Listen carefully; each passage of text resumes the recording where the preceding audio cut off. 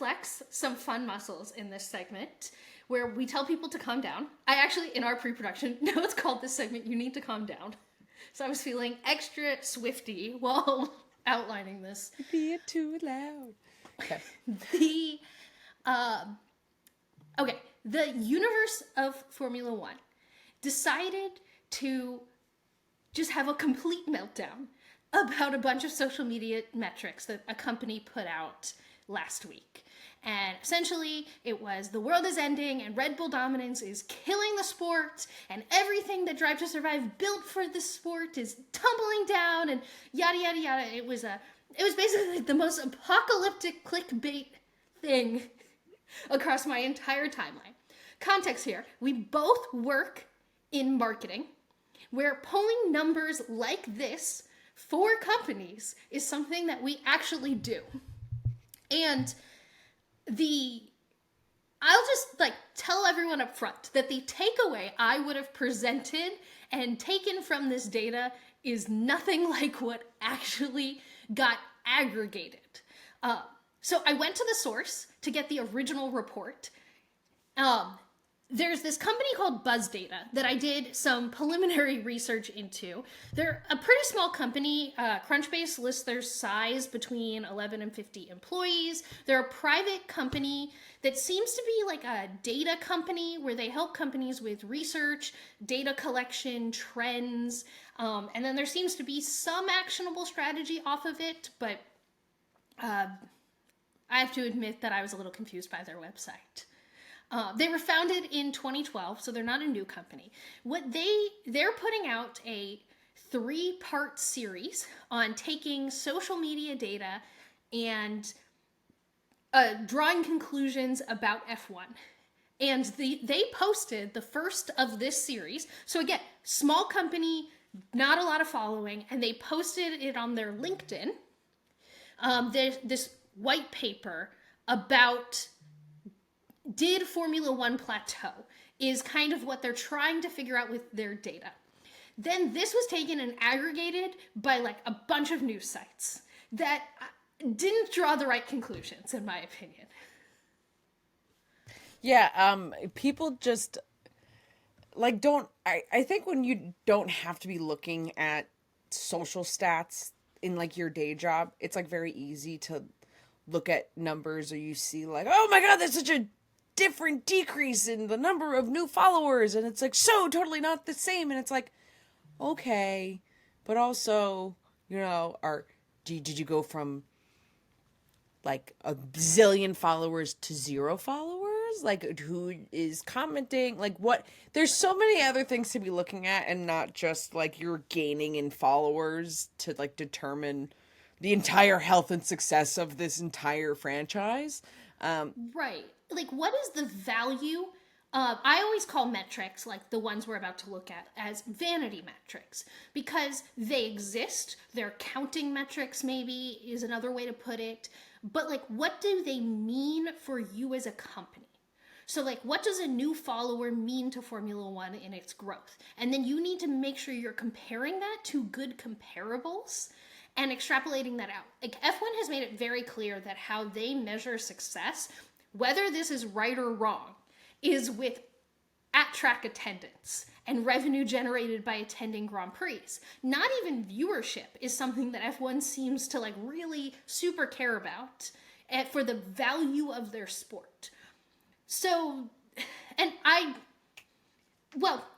the number one thing that was pulled out of this presentation is this graphic I'm going to put on the screen on YouTube that Nicole's looking at now, which is a graph about the figures for January to May, so just the beginning of a season, for the past 3 years. And they pull out mentions, new followers, and social reach. And when I say the past 3 years, they pull 21, 22, and 23. So if you are only comparing 23 to the greatest 2 years in F1 growth and reach, guess what? It's going to be down. For sure. 100%. But this data that certain news outlets chose to cherry pick out of this company's presentation, and I'm not even getting into the validity of the actual presentation yet, is the most misleading graph in the entire presentation as someone who went through and read the entire thing. Also, This like, January to May is such like a random selection of time. Like, okay, so we're gonna look at F1, and it's like this, like stopping in May. Like, why? Maybe like if you wanted to do like the first race to the end of this, like the season, January to May just feels like such a random, arbitrary selection of time to be like tracking this. Like, there doesn't seem like there would be any sort of like to then driving release point. in October, like to me it felt like they cut it off in May for 2023 to be able to run the data, but then it took them until now to release it. Like so like yes, you can totally poke holes in the methodology here and what this means.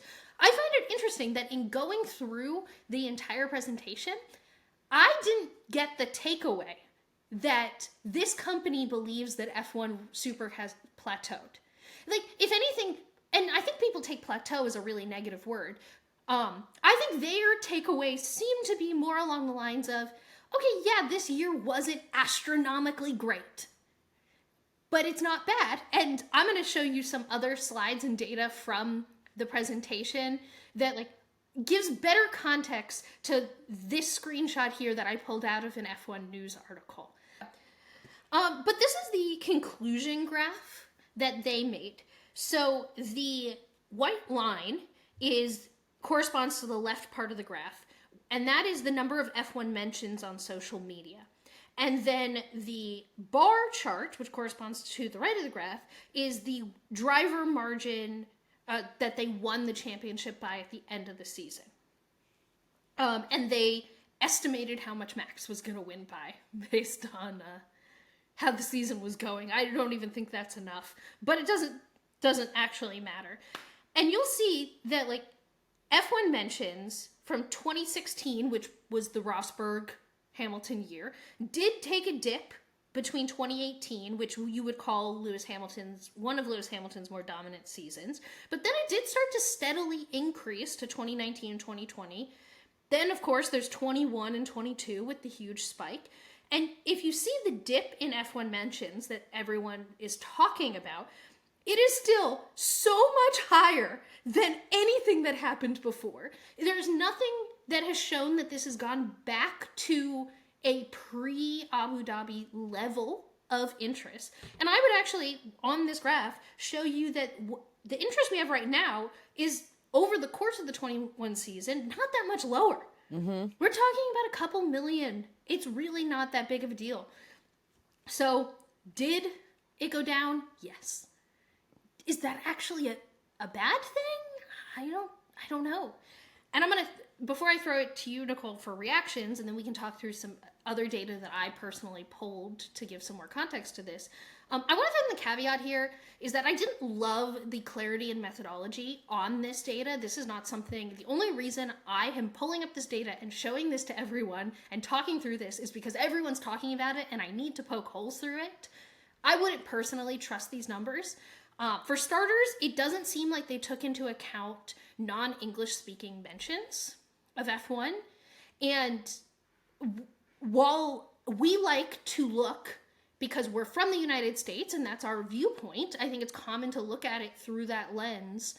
From our point of view, F1 has been growing astronomically globally.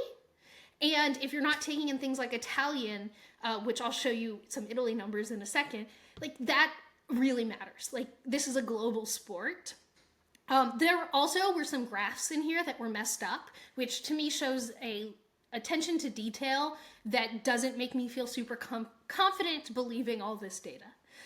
So my takeaways in going through all of this is what everyone is aggregating isn't actually what this presentation is saying, and I don't really trust the data in this presentation anyway. I'm so stuck on the not taking into account English speaking mentions because like that's so much of my timeline. Like, I can't imagine that. You mean non-English speaking? Yep, that's what I meant to say, depending on whatever I said before. I meant to say I could have heard non-English speaking mentions. That is so much that comes up on my timeline, and I am English speaking, so just knowing that that exists, I think that takes out wow, so much Checo conversation, just like so much Ferrari conversation. This is crazy. Allegedly. How about this? Allegedly. They did not make it clear enough in that nothing in this explained their process to me. And it was a common hole poked by other data people who went through this. So I wanted to bring it up that most people think they didn't, and there was no retort from the CEO. Well, and looking at this, I mean, still with this data, I'm not terrified. I don't think F1 is dead and dying. I think looking pretty good based on this conclusion graph of what is currently being discussed matches or is pretty close, like the height of the sport. It is very interesting to see that headlines were able to spin this and run it in so many ways. So, a reminder to click, if you click on an article that's talking about any kind of data, click over to the source and see what the source concluded in general is something I would just recommend, even if you're not normally a data person. Because, yeah, if you only saw these total figures for 21, 22, 23, like, you could be whipped up into a frenzy. And does this frenzy really matter in the grand scheme of things? No. Like, this is so unimportant. But, like, you know, if we were talking about politics or things that actually matter in your life, like, just a reminder. Now, I will say that, like, while I don't think F1 should be freaking out because of this social media data, we have seen less demand for tickets. Like, their astronomically priced Grand Prix tickets aren't just magically selling out. I think that TV viewership numbers are down, which will eventually hurt the media buying, the cost of selling their media rights. Like, I think there are other indicators that F1 isn't in major growth anymore, and plateauing might be a good word for what it is. But I don't think social media chatter is high personally on. I actually think, despite everything that's going on and the lack of people's perceived topics to talk about, that social media chatter is doing pretty well. Like, I was like, wow, 500,000 people want to see Red Bull win every week. That's shout out to you guys, I guess. and this is why you should listen to Gridwalk, because we give you other interesting things going on all the time besides just who's winning races. Do you want to see some Google Trend data? Oh, I love Google Trend data. Google Trend data gives you how many people are searching for a topic, and then they can give you global numbers. So this is the Formula One topic, so people searching things related to Formula One worldwide. And again, apologies, audio listeners. You should go over to YouTube for this. But you'll see this is the past 5 years. And you'll notice that there's always going to be peaks in data like this because race weekends are always going to be the height of a week. And that's why there's why this looks like a jagged heart rate monitor here. The massive peaks you see here is the start of the 22 season and the end of the 21 season. But despite that, like, 2023 has been relatively consistent with the end of 22, and we haven't returned to 2018, 2019, or 2020 levels of search at all. We're still above that, even worldwide, people searching on Google for F1 related things. There you go. That looks pretty good to me. But then I also went into, like, some specifics. So you'll see this is the United States graph, which I always like to look at because you see, compared to the worldwide, just how much it's spiked in the last 3 years. Wow. And then lastly, here's Italy. And guess what? Italy, compared to all of those other ones, had a much larger bump in 2022. And shocker, when Ferrari is competing in the championship, they seem to care a lot. That is so hysterical. You can literally see, like, the drop off, like, probably mid season is also what I'm assuming, looking of, like, oh no. You're like, oh no, Red Bull has figured out things and they're not DNFing all the time. Yeah.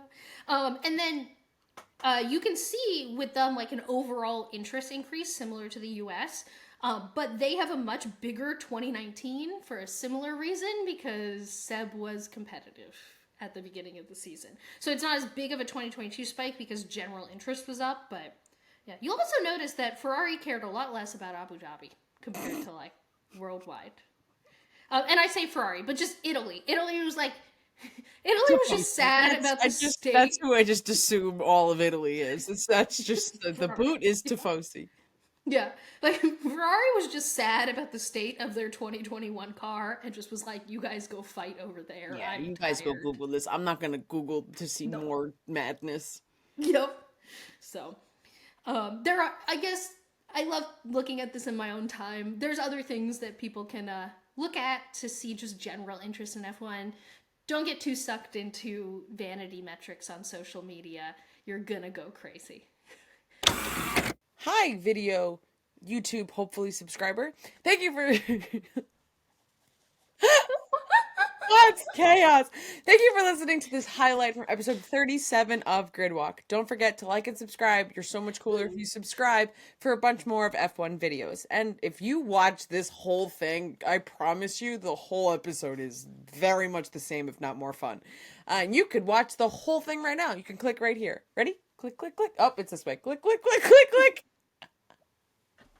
I need to lay down.